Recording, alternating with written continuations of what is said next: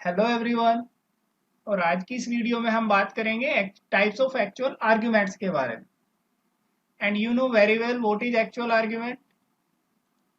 What is actual argument? Actual arguments are the values that are pass at the time of function calling. मतलब function calling के time पर आप जो value pass करते हैं उनको क्या बोलते हैं? Actual argument. Now in our syllabus we are having three types of actual arguments. So one is positional argument, second one is default argument, third one is keyword argument. So one by one we will discuss all these arguments. So let's see first one, that is positional argument. So in positional argument we need to be carefully verified our argument passed to a function in correct positional order.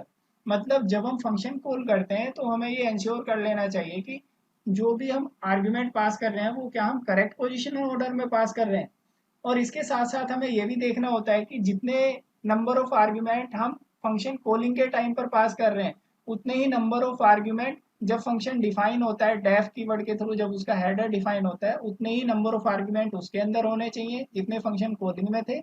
और उनका positional order भी same होना चाहिए। अगर उनका positional order change हुआ तो result हमारा एक्यूरेट नहीं आएगा। और अगर नंबर ऑफ आर्ग्यूमेंट मैच नहीं हुए तो हमारा एरर मैसेज आएगा। ठीक है, देखते हैं कैसे। इस एग्जांपल में देखते हैं। जैसे ही डेफ कीवर्ड मिला पाइथन इंटरप्रेटर उसे रीड नहीं करेगा कोड को जब तक वो फंक्शन कॉल ना हो। नेक्स्ट मिला एक्स। एक्स के अंदर इनपुट मेथड के थ्रू कोई वैल्यू इनपुट आई। वाई के अंदर इनपुट मेथड के थ्रू कोई वैल्यू आई, सेकंड नंबर आया। अब डिवाइड एक्स वाई, ये क्या है? फंक्शन कॉल होगा, डिवाइड फंक्शन कॉल होगा। इसके अंदर दो फंक्शन कॉलिंग में हम दो वैल्यू पास कर रहे हैं एक्स और वाई की। एक्स की वैल्यू जाएगी ए के अंदर और वाई की वैल्यू जाएगी बी के पास। Here x and y are actual argument, a और b are formal argument. Number of actual argument and number of formal argument are same. यहाँ भी दो हैं वहाँ भी दो हैं. It means first condition is satisfied. Second condition in positional argument is their order is same. So first variable, first argument value is passed to first formal argument, second actual argument value is passed to second formal argument, right? So inside this method x की value गई a के पास और y की गई b के पास। Suppose x की value गई 10 और y की वैल्यू गई 5। तो 10/5 सी के अंदर क्या आएगा 2, तो क्या प्रिंट करेगा 2 और मुझे रिजल्ट क्या मिलेगा 2। So inside this program here x is passed to a and y is passed to b, that is in the order of their position. तो पोजिशनल आर्ग्यूमेंट के अंदर केवल हमें दो ही चीज देखनी है, जो हम number of argument number of actual argument and number of formal argument must be same and their positional order must be same. All right, so I hope this concept is clear. Now we will move to default argument. So what are default argument? In case of default argument we can mention some default values for function parameter in the definition. So in case of default argument, some argument assume a default value if a value is not provided in the function call for that argument. So for in case of default argument, some formal argument may contain default value if value is not provided at the time of function calling or in actual argument, right? And this point is also crucial. Default value is evaluated only once, right? ये थोड़ा advance concept है, इस पे हम बाद में बात करेंगे। अभी देखते हैं डिफॉल्ट आर्ग्यूमेंट की बेसिक प्रॉपर्टी क्या है। डिफॉल्ट आर्ग्यूमेंट के बेसिक प्रॉपर्टी यही है कि in default argument some of the formal argument may contains default value if that value is not provided in the function call of that argument, right? ये आपको इस example से अच्छे से समझ में आएगा। देखते हैं। जैसे ही डेफ कीवर्ड मिला पाइथन इंटरप्रेटर इस कोड को रीड नहीं करेगा। ये यहाँ पर गया, यहाँ पर इसे क्या मिला, ये फंक्शन कॉल हुआ। यहाँ पर क्या हुआ, फंक्शन कॉल हुआ, फंक्शन का नाम है 1। अब देखिए यहाँ पर दो एक्चुअल आर्ग्यूमेंट है, a equal to Monika and b equal to 50। मैं ऐसे भी आर्ग्यूमेंट पास कर सकता हूँ विद वैल्यू। a की वैल्यू मैंने पास की मोनिका और b की वैल्यू क्या पास की 50। ये मोनिका वैल्यू किसके अंदर गई, ए के अंदर।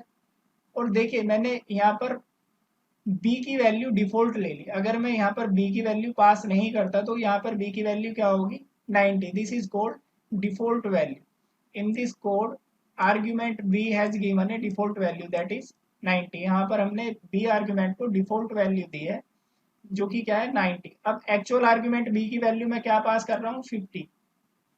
तो जो डिफॉल्ट जो ये है फॉर्मल आर्ग्यूमेंट बी, इसकी वैल्यू रिप्लेस हो जाएगी किससे, एक्चुअल आर्ग्यूमेंट से 50। तो क्या प्रिंट होगा, वैल्यू ऑफ ए प्रिंट होगा मोनिका, और बी की वैल्यू क्या प्रिंट होगी 50। देखिए value of A is Monika और वैल्यू ऑफ बी क्या प्रिंट होगी 50। अब रिटर्न का मतलब क्या है, रिटर्न के बाद कुछ नहीं है, इट मीन्स ये कुछ रिटर्न नहीं करेगा। अब देखिए सेकंड फंक्शन कॉल होगा दैट इज फिर से फंक्शन वन कॉल हुआ, यहाँ पर मैं ए की वैल्यू पास कर रहा हूँ। देखिए एक्चुअल आर्ग्यूमेंट में मैं ए की पास कर रहा हूँ वैल्यू, ए की ललित। तो ए की वैल्यू किसके पास गई, फिर से ए के पास गई। तो ए की वैल्यू क्या प्रिंट होगी Lalit, value of A is Lalit. और देखिए यहाँ पर मैं दूसरी वैल्यू पास नहीं की, जब तो वही कॉन्सेप्ट है डिफॉल्ट आर्ग्यूमेंट का, जब मैं एक्चुअल आर्ग्यूमेंट के अंदर किसी वेरिएबल की वैल्यू पास नहीं करता तो फॉर्मल आर्ग्यूमेंट के अंदर जो डिफॉल्ट वाली वैल्यू है वो वाली वैल्यू यूज होती है। तो यहाँ पर b की वैल्यू क्या प्रिंट होगी 90। So value of b is 90। So when the value of b is not passed in function calling, then it takes default argument, right? So this is the concept of default argument. अब देखते हैं keyword argument, जो मेरा third type है that is keyword argument. Keyword argument का concept क्या है, देखिए कीवर्ड आर्ग्यूमेंट के केस में क्या है, keyword arguments are the arguments that identifies the parameters by their name. Keyword argument वे आर्ग्यूमेंट हैं जो कि पैरामीटर को उनके नाम से आइडेंटिफाई करते हैं, ठीक है। So using keyword argument in a function call, the caller identifies the argument by their name, ठीक है। तो एग्जाम्पल देखते हैं तब आपको अच्छे से समझ में आएगा।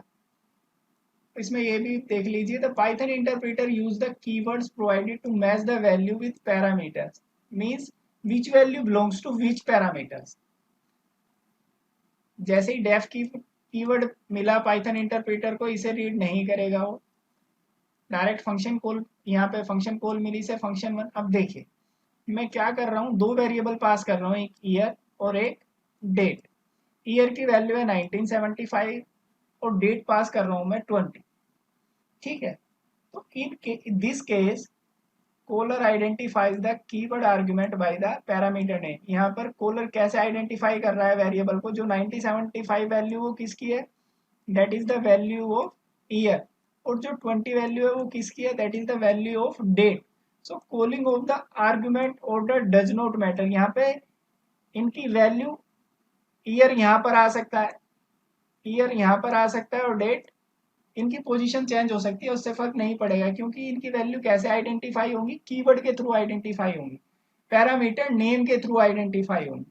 सो what are keyword argument, keyword argument are used to identify the value of parameter by keyword. तो देखिए ईयर किससे मैच हुआ, जो ये ईयर है इस ईयर में वैल्यू जाएगी ईयर की कीवर्ड से, और जो डेट में वैल्यू जाएगी वो किसकी जाएगी, इस वाले वेरिएबल की। तो यहाँ पर ये फॉर्मल आर्ग्यूमेंट में this is actual argument, this is formal argument. तो फॉर्मल आर्ग्यूमेंट में वैल्यू किससे मैच हो रही है, कीवर्ड की हेल्प से मैच हो रही है। तो डेट के अंदर डेट वाली वैल्यू आएगी, ईयर के अंदर ईयर वाली, और डेट क्या प्रिंट होगी 20 और ईयर क्या प्रिंट होगा 1975।